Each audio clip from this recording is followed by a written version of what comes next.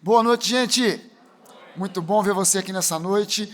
Sei que hoje, além de ser Dia dos Pais, o pessoal vai, de repente, ter um momento com o pai, com o sogro, com alguém que representa essa figura paterna. Além disso, está chovendo. E sabe como é que é? O crente leva a palavra de Deus a sério. E como a palavra de Deus diz que nós somos sal da terra, sal na água derrete. Então o pessoal prefere ficar em casa, que é para não correr o risco de sofrer derretimento. Mas eu tenho certeza que você que veio aqui, Deus te trouxe aqui com um propósito. Para que você saia desse lugar abençoado, municiado, preparado para enfrentar tudo aquilo que essa semana possa vir a te oferecer. Toda barreira, toda dificuldade, todo problema, toda luta, para você tem resposta, para você tem solução, porque você é um filho amado do Deus vivo. Amém? Mas eu não posso deixar passar, ontem à noite, quando eu estava dando uma olhada nesse esboço daquela mensagem, eu vou continuar, hoje é a terceira semana que eu estou ministrando sobre esse tema, qualificados para vivermos a vida plenamente, grandemente abençoada que Deus planejou para nós. Hoje é a terceira semana, mas quando eu estava ontem à noite meditando sobre essa palavra, sobre aquilo que Deus tinha me inspirado para escrever, para fazer o meu esboço, Deus começou falando no meu coração, e Ele me disse um recado, Ele me deu um recado. Não é para todo mundo, não é para toda a igreja, mas é para alguém, ou para alguém. Deus me disse para falar com você, que está presente aqui, ou você que está acompanhando pela internet, o genuíno evangelho, o verdadeiro evangelho, é único, é o evangelho da graça. E Deus quer perguntar a alguns de vocês, até quando você vai manquejar entre o genuíno evangelho da graça e o evangelho da mistura? Até quando você vai ficar dando ouvidos a duas fontes diferentes? Até quando você vai emprestar o seu ouvido para ouvir a graça e numa outra oportunidade dar o seu ouvido para ouvir o evangelho mix, o evangelho misturado? Deus quer te abençoar plenamente, mas muitas vezes você mesmo está servindo como uma barreira para a bênção plena fluir na sua vida, porque você não está entendendo que a fé vem pelo ouvir, e aquilo que você ouve impacta a sua fé de maneira positiva ou de maneira negativa. E tudo que Deus tem para nos dar, Ele nos dá pela graça, mas nós recebemos pela fé. E sem fé é impossível agradar a Deus, mas é impossível receber fé se não for através do genuíno e verdadeiro evangelho, da pregação da genuína palavra de Deus, aonde não existe tentativa de manipulação, aonde não existe mistura. E Deus está te convidando para que você mergulhe de cabeça, de uma vez por todas, no mar da graça, para que você finque os pés nesse solo, que é o solo da graça, e não se deixe confundir pelas misturas. Amém, gente? Eu sei que existem, e aí não foi o que Deus falou comigo, agora sou eu falando para você. Eu sei que existem muitos livros, porque graça é a palavra da moda nas igrejas. Não há um pastor hoje que não esteja falando de graça, a respeito de graça, a respeito da graça. Interessante que nós que começamos a pregar essa palavra, que somos os pioneiros dessa pregação no Brasil, nós somos alvo de crítica, nós somos alvos de pedrada, nós somos alvos de deturpações, mas nas igrejas, o que mais se fala hoje é sobre o termo graça. O grande problema com a grande maioria daqueles pastores que hoje estão inserindo a palavra, o termo graça nas suas pregações, é que eles entendem a graça como um elemento do evangelho. A graça não é um elemento do evangelho. O evangelho tem vários elementos. Tem cura, tem prosperidade, tem vida abundante, tem família abençoada e tem graça. Não. A graça não é um elemento do evangelho. A graça é o evangelho.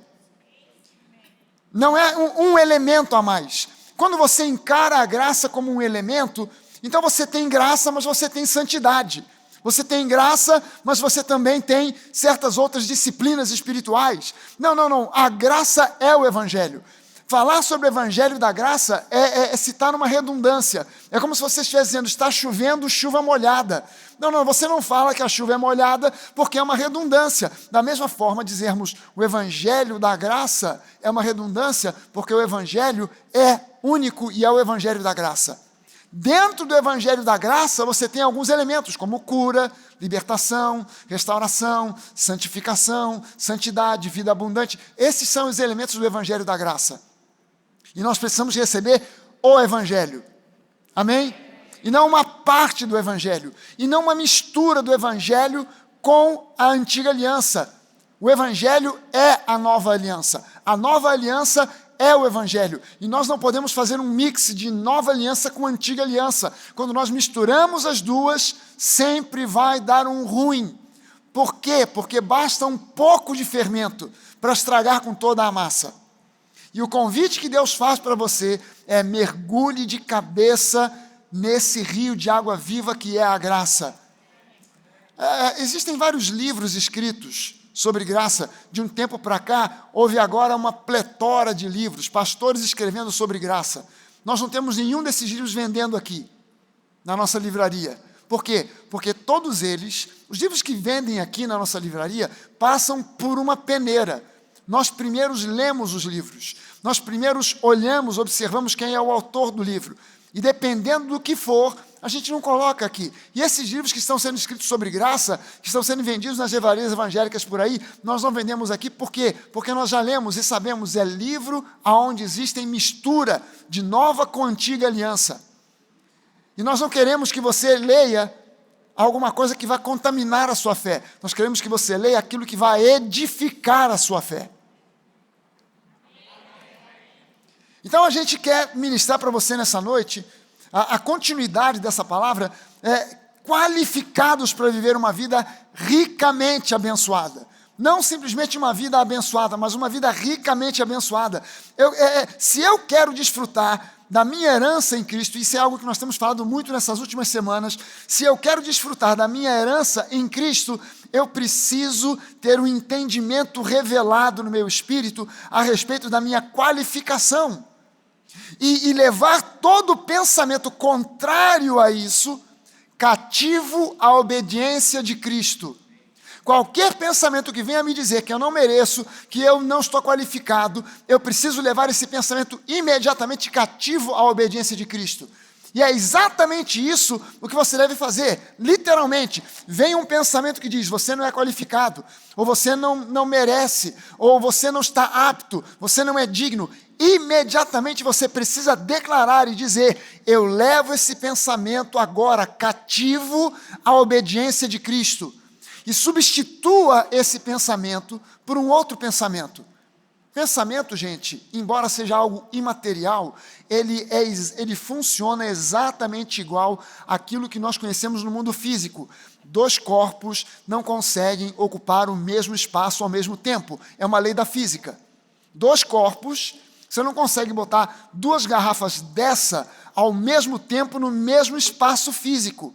Ou você coloca uma ou coloca a outra.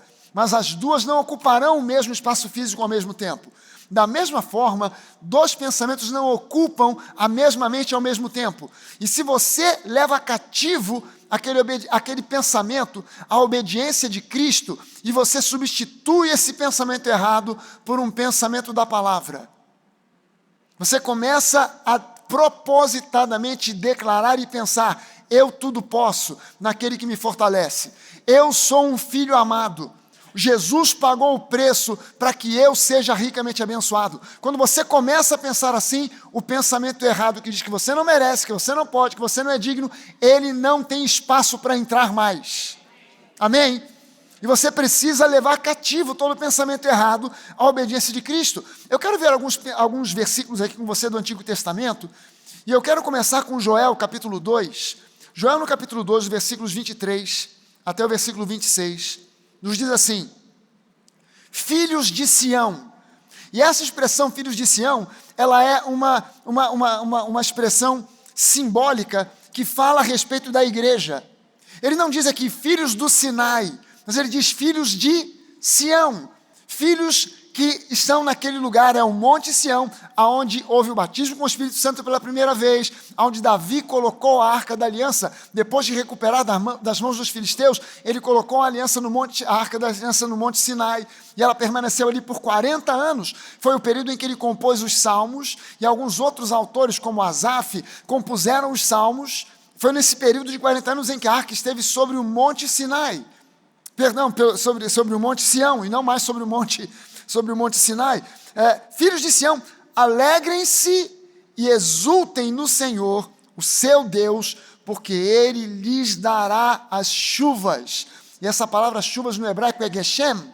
Geshem significa chuvas abundantes. Chuvas abundantes. E Ele dará isso em justa medida. Ele dará essas chuvas que representam bênçãos em justa medida. E essa palavra, esse termo justa medida, no hebraico é moreh tzedakah. Se você for a Israel e procurar um professor, você vai procurar por um moreh. Porque essa palavra, embora aqui esteja sendo traduzida como uma medida, moreh pode ser traduzido como medida. Mas a palavra moreh, a primeira tradução dela, o primeiro significado é mestre, professor. Tzedakah, justiça, mestre da justiça. E antes dessa palavra, no hebraico tem duas letrinhas. Aleph, Tav. Se você não estava aqui quando eu, há muito tempo atrás, expliquei o que é o Aleph, Tav. Aleph é a primeira letra do alfabeto hebraico. O Tav é a última letra do alfabeto hebraico. Quando Jesus se apresenta para João, no livro do Apocalipse, ele diz uma coisa interessante. Eu sou o primeiro e o último, o princípio e o fim. E na nossa Bíblia, em português, diz, eu sou o alfa e o ômega. Mas lembre-se que João era judeu, que a língua de João não era o grego, mas era o hebraico. E com certeza o que Jesus disse para ele não foi eu sou o alfa e o ômega. Alfa e ômega são a primeira e a última letra do alfabeto grego. O que certamente Jesus disse para ele foi eu sou o Aleph e o Tav. O princípio e o fim, o primeiro e o último, o Aleph e o Tav. E essas duas letrinhas aparecem milhares de vezes no Antigo Testamento de forma aparentemente aleatória. E não dá para traduzir. E não dá para traduzir por quê? Imagina só que eu lesse esse texto em português assim, porque Ele lhes dará as chuvas em justa medida, Aleph Tav, AZ. O que quer dizer esse AZ? Que significado teria AZ? Isso tem um código que não dá para entender. Ele lhes dará AZ, chuva em justa medida. Mas quando você entende que o Aleph Tav é um código que aponta para Jesus, o primeiro e o último, aí você olha para isso aqui e você começa a entender, se você ler isso aqui no hebraico, está escrito assim, Ele lhes dará o mestre da justiça. Ele lhes dará o Aleph Tav, Jesus, o mestre da justiça, e esse mestre fará descer como no passado as primeiras chuvas, ou seja, a chuva do início de ano, a chuva temporã, as últimas chuvas, a chuva serôdia, que é símbolo de chuvas abundantes que vem para trazer uma colheita abençoada. Quem aqui quer ter uma colheita abençoada na sua vida? Claro que nós não estamos falando aqui de azeite, nós estamos falando de azeitonas, nós estamos falando de uvas, estamos falando de colheita abundante de bênçãos que Deus tem para a nossa vida. Quem é que vai trazer essa chuva de bênçãos para a nossa vida? O nosso moreh tzedakah, Jesus, o mestre da justiça. Amém? Aleluia. No literal, traduzindo esse texto ao pé da letra, ficaria assim, filhos de Sião, exultem e se alegrem com Yahweh, o seu Deus, o Deus que cumpre a sua aliança, pois Ele lhes enviará o Aleph Tav, o moreh tzedakah, o mestre da justiça, e Ele lhes dará chuvas abundantes, Geshem, chuvas de bênçãos, as chuvas temporãs, as chuvas serôdias, e Ele fará isso como algo prioritário. Entenda bem o seguinte, abençoar você, jogar sobre você bênçãos sem medida, para Deus é algo prioritário. É prioridade no coração e na mente de Deus te abençoar. Amém?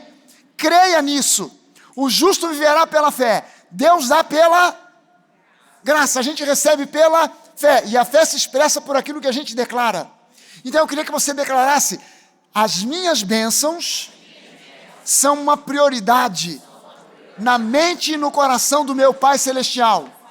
Aleluia! Declare isso pela fé. Deus tem como prioridade me abençoar. Aleluia! E a primeira coisa, eu tenho 5 pontos para falar para você nessa noite. E o primeiro ponto é uma conclusão que eu chego lendo esse texto. A primeira coisa que eu aprendo com esse texto é que para que nós recebamos a real chuva de bênçãos que Deus quer derramar sobre nós, é preciso que o mestre da justiça, que é Jesus, esteja em primeiro lugar na nossa vida. Alguém diga amém a isso? Se eu quero ser ricamente abençoado, eu preciso ter Jesus em primeiro plano, em primeiro lugar na minha vida. Busquem o reino de Deus e a sua justiça, e as demais coisas lhes serão acrescentadas. Buscar a Jesus em primeiro lugar, buscar o reino de Deus em primeiro lugar, é buscar a Jesus em primeiro lugar, é buscar a palavra de Jesus em primeiro lugar. Quando Ele é prioridade na nossa vida, é porque nós entendemos que é Ele, é a presença dEle, é a obra realizada por Ele, é a graça dEle que nos qualifica. Aleluia! Amém! Agora, nos versículos seguintes, os versículos 24, 25 e 26, nos falam dos resultados de colocar Jesus no centro da nossa vida, na frente, em primeiro lugar, como prioridade. Jesus é a nossa prioridade, as nossas bênçãos são a prioridade dEle.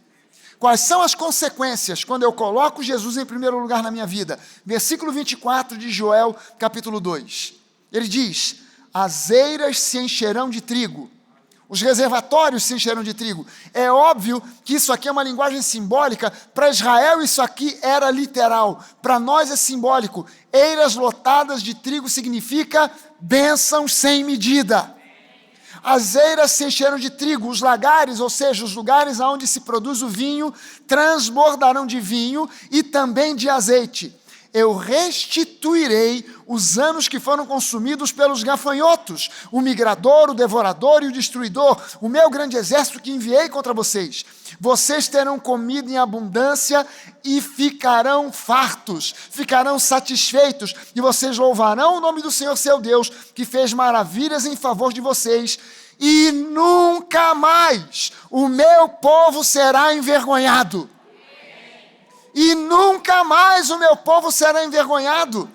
Quando Jesus é a prioridade, não é que nós nunca mais teremos problemas. Ele não disse aqui, e nunca mais vocês terão problemas ou lutas, mas ele diz, vocês nunca mais serão envergonhados. Amém, gente? Aleluia! Tudo isso fala de prosperidade, fala de vida abundante.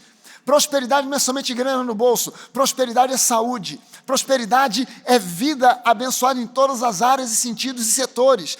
Prosperidade também inclui grana no bolso. Mas não é a primeira coisa. Não é a primeira coisa. Quando nos criticam, quando nós falamos sobre prosperidade, é porque não entendem que prosperidade extrapola o dinheiro.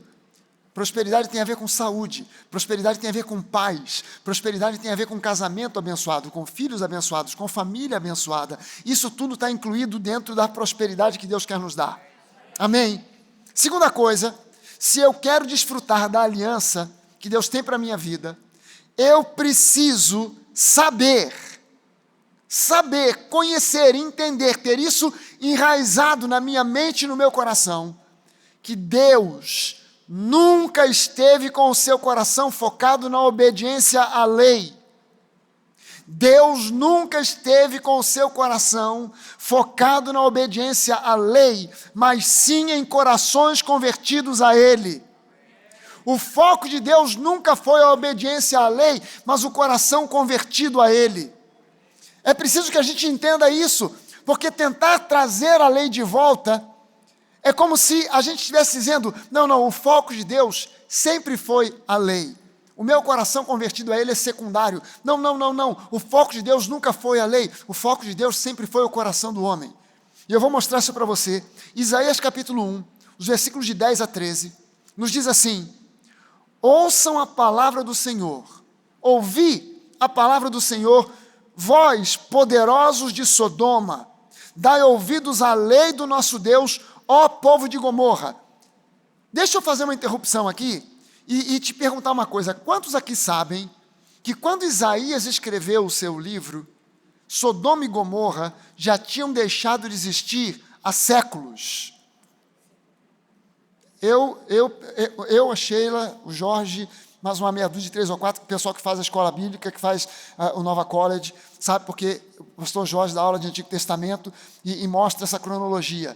Mas, gente, quando Isaías escreveu aqui, a cidade de Sodoma e a cidade de Gomorra já tinham deixado de existir há séculos. Quando Deus usa essa expressão através da boca de Isaías, ele está se referindo a Israel, como Sodoma e Gomorra. É quase que uma ofensa.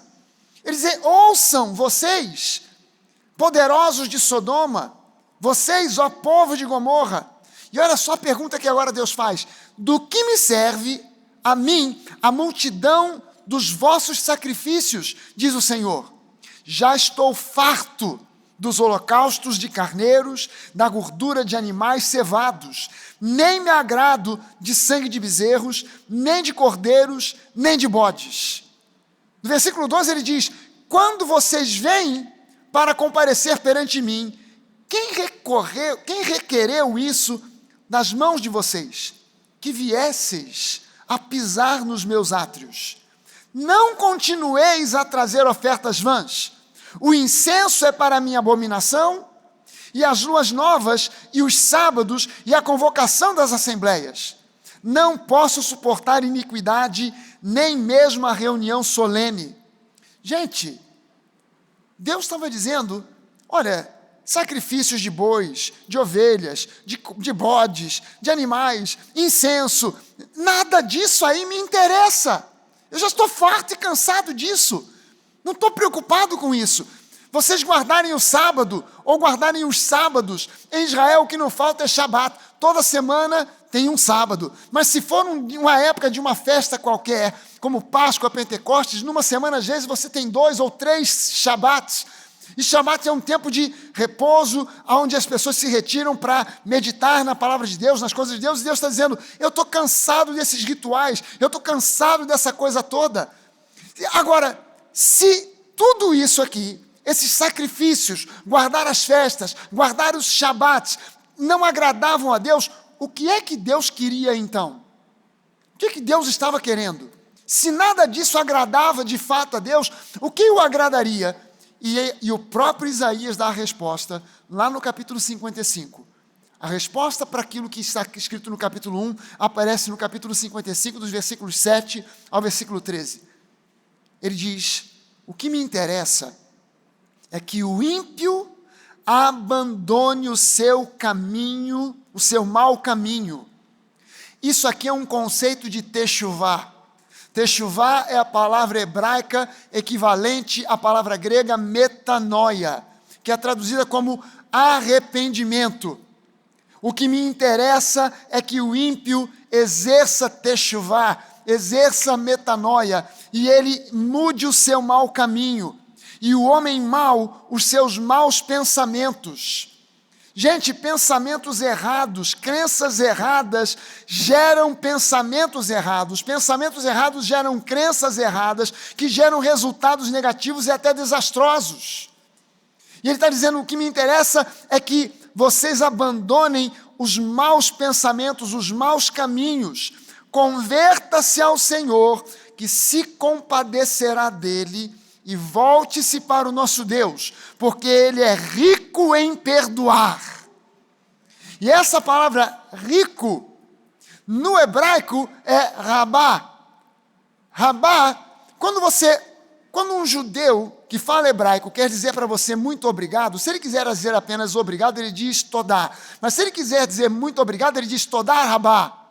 Todá rabá, muitíssimo obrigado. Porque essa palavra rabá, ela é traduzida como rico, abundante, generoso, extravagante, em grande medida. O nosso Deus, Ele é rico, extravagante, abundante, generoso em perdoar. O perdão que Jesus tem para nós é extravagante, É além da compreensão humana. Muito além da compreensão humana. É difícil para o religioso entender a dimensão do perdão que Jesus nos dá. A Bíblia usa um termo remidos, diz que nós fomos remidos. O termo remir é muito usado pelos oncologistas, os médicos que lidam com o câncer. E quando um paciente entra em tratamento de câncer, e ele faz todo o protocolo, ele faz cirurgia, ele faz quimioterapia, ele agora vai ser observado durante um período de 5 anos. Se em 5 anos os exames dele de sangue e outros exames mostrarem que não existe mais nada relacionado, nenhuma célula tumoral, nenhum marcador de câncer no exame de sangue, se diz que o paciente foi remido do sangue, do câncer. Ou seja, ele foi zerado, curado. Nós fomos remidos do pecado. Ou seja, o pecado na nossa vida não foi perdoado de forma parcial, mas foi perdoado de forma integral, de forma que nós fomos remidos. Amém? É difícil para o religioso entender isso. Não. Jesus, ele perdoou 80%. Mas esses outros 20% aí é comigo e contigo, mediante jejuns, arrependimento, lágrimas, confissão de pecados. Não. Jesus resolveu o nosso problema num nível de 100%. É um perdão incompreensível para a mente racional. É um perdão que você só consegue entender pela fé. Aleluia! Você pode levantar uma das suas mãos e dizer isso, em Cristo. Eu fui plenamente perdoado. Quando você vai agora para o versículo 8, no versículo 7, ele diz que ele é rico em perdoar. Que o que ele está interessado é em que nós mudemos o nosso pensamento, mudemos o comportamento, mediante a ação do Espírito. E agora no versículo 8 ele diz, porque os meus pensamentos não são os pensamentos de vocês, e os caminhos de vocês não são os meus caminhos, diz o Senhor. Gente, os pensamentos de Deus não são os pensamentos do homem. Aí ele nos diz, eu perdoo de modo abundante, de modo generoso, de modo rico, de modo extravagante, com base no meu amor incondicional. Isso não é o pensamento do homem. O pensamento de Deus é diferente. O pensamento de Deus é, o meu perdão é extravagante, o meu perdão é baseado no meu amor que é incondicional. O perdão é um perdão gigantesco porque o amor é incondicional. Amém, gente?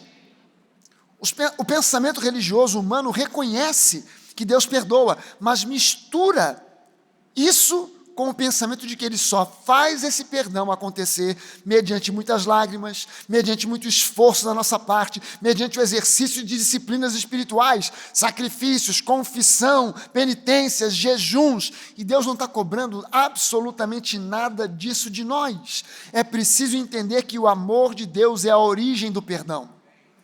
O amor de Deus é a origem do perdão. Ou seja, o perdão divino é uma consequência do amor que Ele tem por nós. Amém, gente? Terceira coisa. Se eu quiser desfrutar da herança que Deus tem para a minha vida, eu preciso ir às parábolas de Lucas no capítulo 15, ler essas parábolas, porque as parábolas de Lucas 15 nos mostram que Deus, pela graça, nos qualifica para desfrutar da nossa herança em Cristo. As parábolas de Lucas 15 nos mostram que nós somos qualificados pela graça, não pelos nossos méritos. Você pode dizer para a pessoa que está perto de você, nós somos qualificados pela graça, não por méritos nossos. Lucas 15 nos mostra 3 parábolas. A primeira delas, a parábola da ovelha perdida. Pastor, 100 ovelhas, uma se desvia, ele vai atrás da ovelha, traz a ovelha e dá uma festa. Agora, para pensar, porque essa parábola é em si, dentro do contexto cultural de Israel, é um completo absurdo. Primeiro, nenhum pastor de ovelhas, ovelha, bicho, ovelha animal, se por um acaso uma ovelha se desviar, ele não vai atrás dessa ovelha. Por quê? Porque se ele for buscar essa uma ovelha, as 99 que ficam expostas aos predadores. Então ele vai atrás de uma e os predadores vão levar 2, 3, 4, 5 ou mais. Então o prejuízo de ir atrás de uma é maior. Então é preferível perder uma e manter as 99. Mas esse camarada, citado por Jesus aqui nessa parábola, ele vai atrás dessa ovelha e quando ele volta, ele dá uma festa. Gente, você entende que o valor de uma ovelha é menor do que ele iria gastar para dar essa festa? Olha só a maluquice. Eu achei a ovelha, vou dar uma festa. Cara, mas você vai gastar mais na festa, porque se você vender a ovelha, não vai ter dinheiro suficiente para dar essa festa, você ainda vai ter que tirar dinheiro do seu bolso para dar essa festa. A segunda parábola é a parábola da dracma perdida. A mulher que perde uma moeda que não vale nada. Quantos de vocês aqui varreriam a casa inteira procurando por uma moeda de 50 centavos? Quantos aqui fariam isso? Você ficaria desesperado, angustiado, ao ponto de varrer a casa toda, indo debaixo do sofá, cama e tal, para achar uma moeda de 50 centavos? Será que você ficaria assim? Será que você, a não ser que você fosse assim um tio Patinhas, né, muito mão de vaca mesmo, muito pão duro, perdi 50 centavos, tem que achar. Então, se você pedisse assim, pastor, eu perdi um maço de notas de 100, tinha 5 mil reais, aí eu vou virar a casa de cabeça para baixo. Mas uma moedinha de 50 centavos. Mas essa mulher, ela varreu a casa inteira até achar a moeda. E quando ela acha a moeda, ela chama as amigas e faz o quê? Dá uma festa. Uma das amigas, a festa das únicas, pastora Denise, achou 50 centavos e chama a mulherada da igreja para dar uma festa. Certamente a pastora Neiva iria chegar ao lado dela e dizer: Denise, você vai gastar muito mais do que 50 centavos para dar essa festa? Que sentido tem você achar isso aí e dar uma festa? Gente, é como se, imagina só, você fica feliz da vida porque você ganhou um prêmio. Ah, pastor, eu joguei na Mega Sena e ganhei 2 milhões de reais. Se você jogou, o pecado não é jogar, o pecado é você jogar e não dar o dízimo. Jogar, ganhar e não dar o dízimo. Você jogou, ganhou 2 milhões. E você diz: mas eu vou dar uma festa que eu vou gastar 3 milhões. Não faz lógica, não faz sentido. Mas o que esse pessoal aqui fez foi exatamente isso. E a terceira parábola, a parábola do filho pródigo. A história mais maravilhosa na literatura. Os grandes escritores consideram que a parábola do filho pródigo é a literatura mais sublime, mais maravilhosa já escrita em toda a história da humanidade. E a parábola, a história do filho pródigo, esse filho, ele considerou o pai como morto. E ele diz: pai, me dá a minha parte da herança. Ele pega essa grana, vai para um outro país, gasta tudo com prostituição, bebidas. E quando o dinheiro chega ao fim, ele sem nada, passando fome, começa a procurar, mas ninguém queria ajudá-lo. Aí teve um cara que se compadeceu dele, falou: vou te ajudar. Ah, muito obrigado.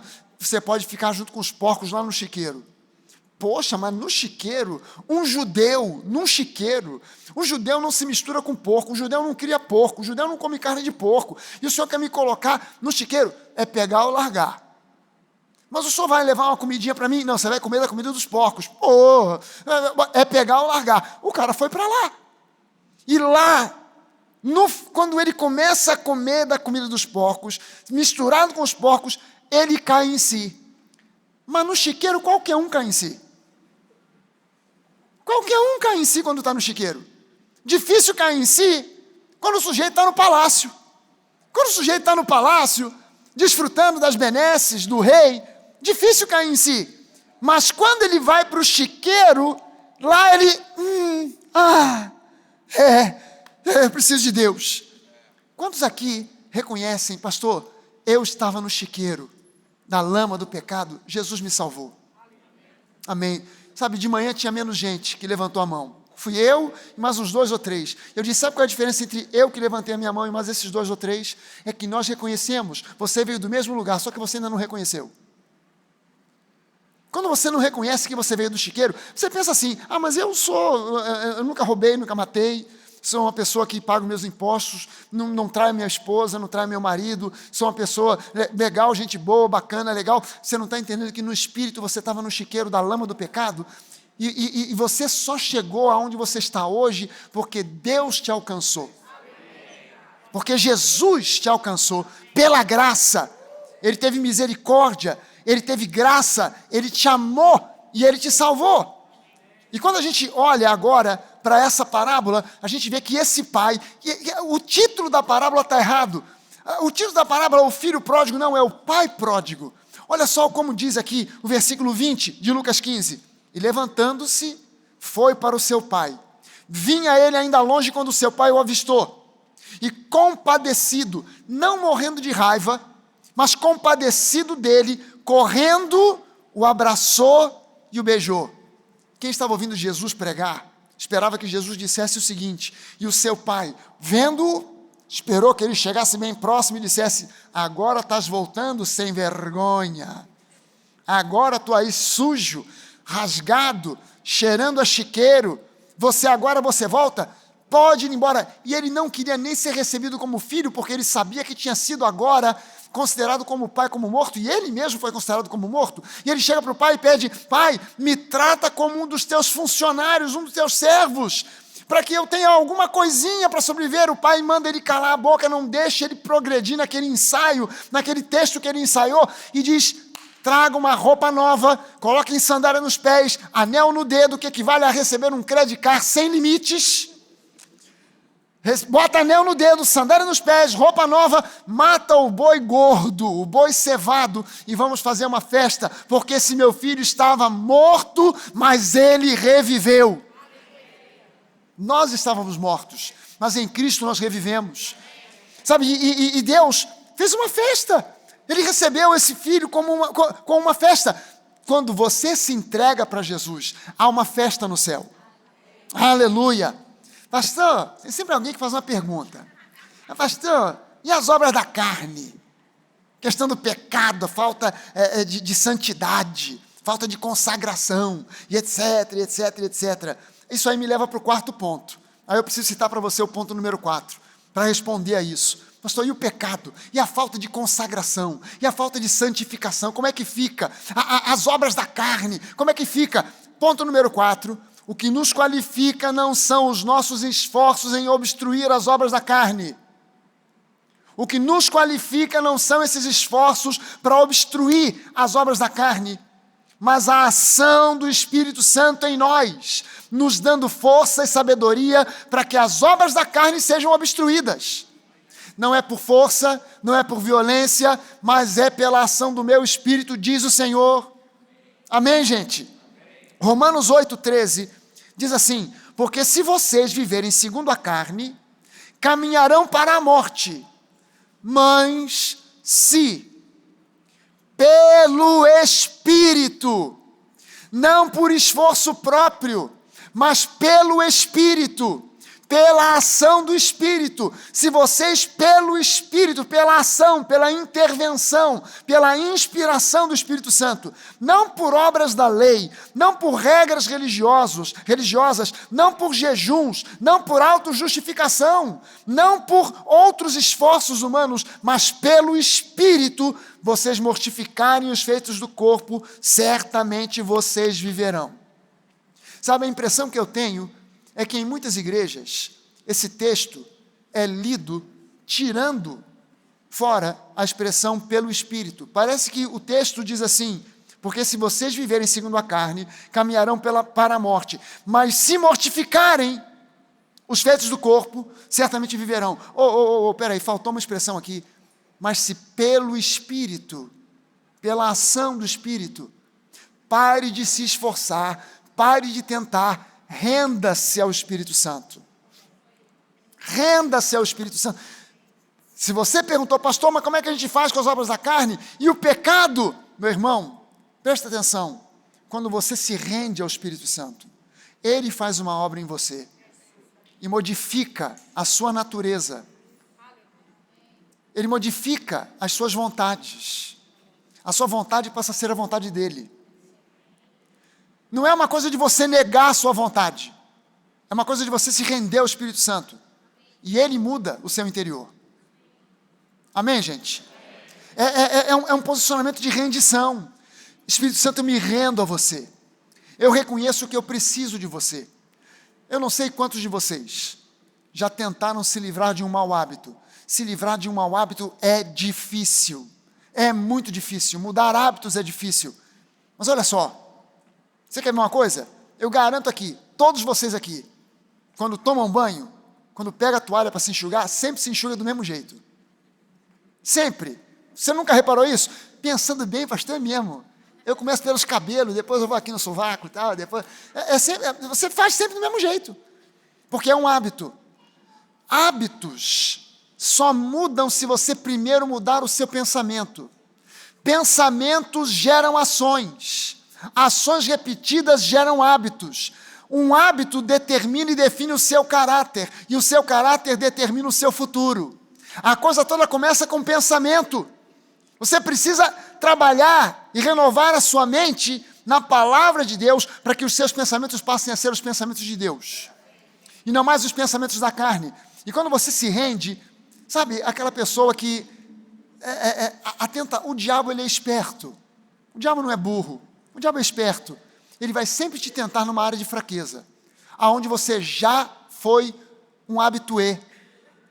Se quando eu me converti, o diabo colocasse na porta da minha casa um caminhão cheio de garrafas de cachaça, ele ia perder o tempo dele, talvez eu até ganhasse uma grana vendendo a cachaça, porque eu nunca fui um bêbado, eu nunca fui um alcoólatra. Então cachaça para mim nunca foi fonte de tentação. Mas se ele botasse na minha porta um caminhão lotado com drogas, talvez eu tivesse uma dor de cabeça para resolver, porque eu fui usuário de drogas. Se botasse na sua porta, você que nunca usou drogas, um caminhão lotado de maconha, você ia olhar para aquilo e ia rir. Mas o diabo sabe exatamente o que você já teve no seu passado.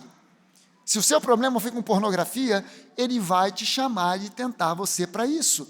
Se o seu problema foi adultério, ele vai te chamar para isso. E é preciso que você entenda que não é o seu esforço, porque pelo seu esforço você pode ficar um tempo livre daquele mau hábito. Mas em algum momento o risco de você voltar e cair é muito grande. Mas quando você se rende ao Espírito Santo, Ele te fortalece, Ele faz a obra. Não mais eu vivo, mas Cristo vive em mim. E essa vida agora eu a vivo pela fé. Amém? Quinto ponto, se eu quero desfrutar da minha herança, eu preciso ter ouvidos espirituais abertos e um coração ensinável. Um coração disposto a aprender. Ouvidos abertos para ouvir a palavra da graça, para ouvir a palavra da fé, e um coração disposto a aprender, um coração disposto a receber. Isaías 55:7, Deus diz o seguinte: porque assim como os céus são mais altos do que a terra, assim os meus caminhos são mais altos do que os seus caminhos, os meus pensamentos são mais altos do que os pensamentos de vocês. Porque assim como a chuva e a neve descem dos céus e para lá não voltam, sem que primeiro reguem a terra e a fecundem e a façam brotar para dar semente ao semeador e pão ao que come, assim será a palavra que sair da minha boca. Ela não voltará para mim vazia, mas fará o que me apraz e prosperará naquilo para que a designei. A pergunta crucial aqui é: quando é que a palavra prospera? Quando a palavra prospera? Ela prospera, ou seja, ela produz fruto, ela produz resultado, quando ela cai em um coração ensinável. Quando ela cai nesse coração que é uma boa terra. Um coração que é boa terra é um coração desejoso de receber. Marcos capítulo 4 é a parábola do semeador. A semente cai à beira do caminho, não produz nada. Ela cai no terreno espinhoso, não produz nada. Cai no terreno pedregoso, não produz nada. Mas ela cai na boa terra e ela produz a 30, a 60 e a 100 por 1. Que boa terra é essa? Jesus explica, é o coração do homem, um coração ensinável, um coração desejoso de receber. Ali ela produz aquilo para o que ela foi projetada. Agora, nada disso é fruto de obediência do homem à lei, ou a um conjunto de ritos e rituais, de regras religiosas, mas sim fruto do amor incondicional de Deus por nós. Agora no versículo 12, Isaías diz assim: os resultados de pensarmos os pensamentos de Deus. Vocês sairão com alegria, e em paz serão guiados. Os montes e as colinas romperão em cânticos diante de vocês, e todas as árvores do campo baterão palmas. Primeiro resultado que eu vejo aqui: eu desfruto de alegria, e a alegria do Senhor é a nossa força. Segundo resultado que eu vejo, nós seremos guiados em meio à paz, paz que excede a todo entendimento. Terceiro resultado que eu vejo aqui, sermos favorecidos, favorecimento. Por quê? Porque montanhas e outeiros falam de pessoas em posições na alta sociedade, e árvores do campo falam de pessoas de um modo geral, nos favorecerão. Amém? Você pode levantar uma das suas mãos e dizer isso: Deus me favorece. Agora veja bem, o cerne da antiga aliança eram os 10 mandamentos, que te diziam o que não fazer, na sua grande maioria, enquanto que os termos da nova aliança nos dizem o que Deus fará por nós. Não mais o que eu não devo fazer, mas o que Ele fará por mim. Então eu preciso conhecer as cláusulas da nova aliança. Eu preciso conhecer as cláusulas da nova aliança. Hebreus capítulo 8, versículos de 10 a 12. Porque esta é a aliança que eu farei com a casa de Israel depois daqueles dias. Que dias? Os dias da lei. Diz o Senhor: imprimirei as minhas leis na mente deles. Primeiro benefício da nova aliança. Leis que não estão mais estabelecidas em tábuas, impressas em tábuas de pedra, mas no nosso coração. E são leis diferentes, não mais as 613, mas agora as leis que regem a nova aliança estão em 1 João 3,23. 1 João 3,23. E essa é a vontade dele, do nosso Pai, que nós creiamos no nome do seu Filho Jesus e que nos amemos uns aos outros segundo ele nos ordenou. Quais são os mandamentos que nós temos na nova aliança? 2, crer e amar. Essa é a aliança que ele vai imprimir no na nossa mente. Segundo benefício, eu as inscreverei sobre o seu coração, estão escritas no nosso espírito. Terceiro benefício, eu serei o seu Deus, eles serão o meu povo. Nós somos povo de propriedade exclusiva de Deus, nação santa, povo de propriedade exclusiva dele. Quarto benefício, e não ensinará jamais cada um ao seu próximo, nem cada um ao seu irmão, dizendo: conheça o Senhor. E esse termo conheça aqui no grego é gnosko. Gnosko vem de gnose, e gnose significa conhecimento intelectual. Não mais simplesmente conhecimento intelectual, mas todos me conhecerão. Esse segundo verbo conhecer é eido, e eido é conhecer por intimidade, convivência, experiência. Ter conhecimento intelectual sobre Deus é bom. Mas eu preciso entender que Deus, Ele quer se revelar a mim, ter relacionamento comigo, proximidade e intimidade, e não simplesmente que eu o conheça a nível intelectual. Amém? Eu preciso ter intimidade com Deus. E Ele diz aqui: vocês me conhecerão desde o menor até o maior. Amém? Quinto benefício, e o final, quinto benefício, pois com as suas iniquidades eu usarei de misericórdia, e dos seus pecados eu jamais me lembrarei. Gente, as 613 leis do Antigo Testamento estavam na dependência da primeira. Amarás o Senhor teu Deus de todo o teu entendimento, de todo o teu coração, de toda a tua alma, de toda a tua força. Todas as outras 612 dependiam da primeira. Na nova aliança, todas as cláusulas dependem da última. Para com as suas iniquidades eu usarei de misericórdia, e dos seus pecados eu jamais me lembrarei. Nós estávamos no primeiro Adão, deu ruim. Hoje nós estamos no último Adão, Jesus, deu bom. Amém? Amém. Aleluia. Amém. Isaías continua no versículo 13 dizendo: em lugar do espinheiro, que significa maldição, crescerá o cipreste, que significa bênção. Em lugar da sarça, sarça aqui no original é urtiga.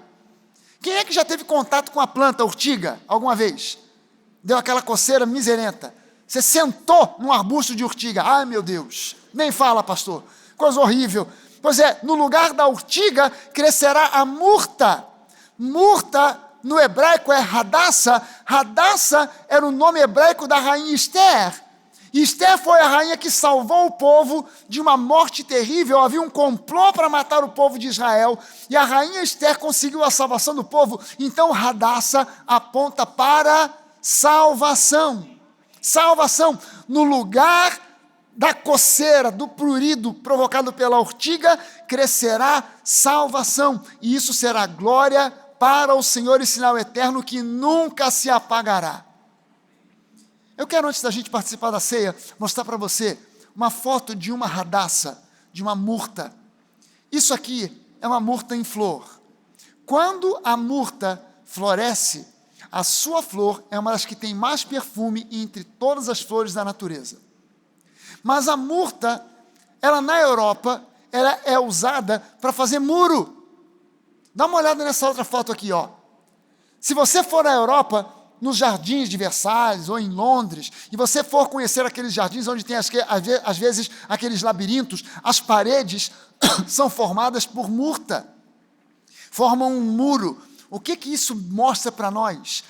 Hadassa, no lugar da urtiga, vai crescer a murta, que vai ser como um muro que nos guarda e nos protege, que nos salva. Salvação. Amém, gente? Tudo isso é concedido a nós pela graça. Tudo isso é concedido a nós pela graça, não por esforço nosso,